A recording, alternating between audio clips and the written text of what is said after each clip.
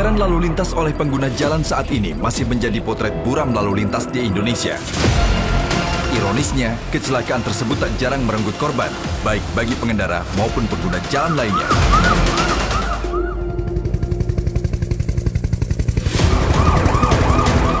Spirit penegakan hukum bidang lalu lintas oleh polisi lalu lintas adalah jelas untuk memberikan kepastian hukum dalam membangun budaya tertib berlalu lintas di masyarakat.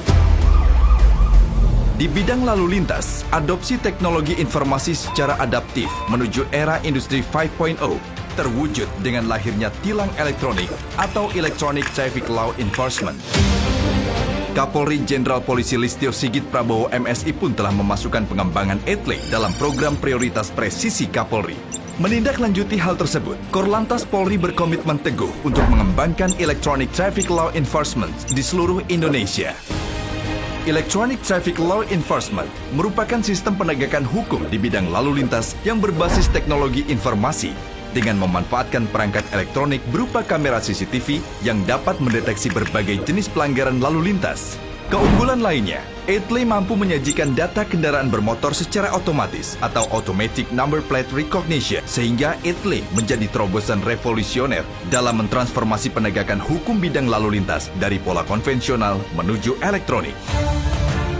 Dengan adanya ETLE, mampu mereduksi interaksi langsung antara petugas dan pelanggar sehingga menjadi metode yang paling tepat di era new normal.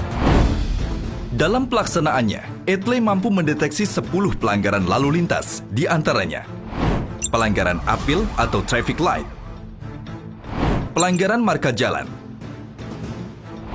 pelanggaran ganjil genap, tidak mengenakan sabuk keselamatan, menggunakan ponsel saat mengemudi, pelanggaran batas kecepatan, pelanggaran melawan arus, pelanggaran tidak menggunakan helm, pelanggaran pembatasan jenis kendaraan tertentu pada kawasan atau jalur tertentu, dan pelanggaran keabsahan STNK atau belum melakukan perpanjangan STNK.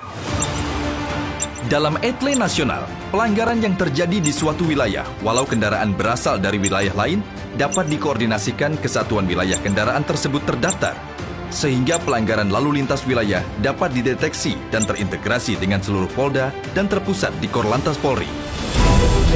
Output dari sistem ini adalah data berupa foto dan video hasil analisa prediktif pelanggaran yang akurat, serta mengedepankan transparansi dalam pembuktiannya berupa surat konfirmasi yang akan dikirimkan kepada pelanggar. Surat konfirmasi juga berisi barcode yang dapat dideteksi untuk melihat rekaman video pelanggaran. Hanya ada 2 tugas pelanggar. Pertama, mengisi surat konfirmasi pelanggaran. Yang kedua, pelanggar akan menerima SMS berupa kode pembayaran untuk membayar denda.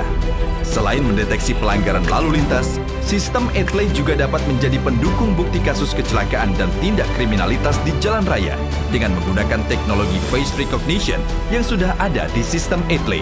Seperti kasus tabrak lari yang terjadi di Bundaran HI antara pesepeda dan pengemudi mobil pada Sabtu 13 Maret 2021. ETLE awalnya telah dikembangkan mulai 1 November 2018 silam. Polda Metro Jaya ditunjuk menjadi pilot project pelaksanaan ETLE di wilayah Ibu Kota DKI Jakarta.